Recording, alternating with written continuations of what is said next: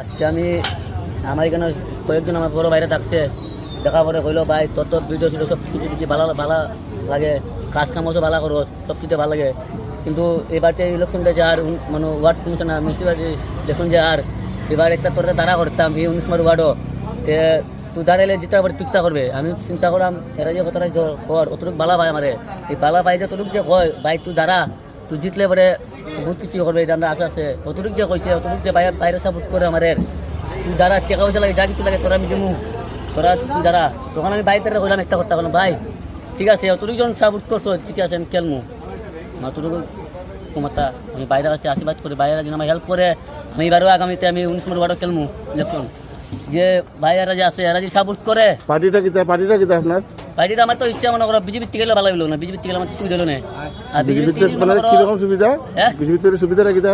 বিজেপির থেকে সুবিধা হলো মনে করো যে আমাদের পাড়া যে দাদা যারা যে আছে বড় বড় দাদারা আছে যে বাইরেরা যে আছে এরা যদি সাপোর্ট করে একটা মনে বিজেপি থেকে খেলবো। আর যদি মনে করো সাপোর্ট যদি না করে আমার যদি ক্ষমতা বাইরেরা কম আমি বিজেপি যখন যদি না তখন আমি দল খেলবো, চেষ্টা করবো।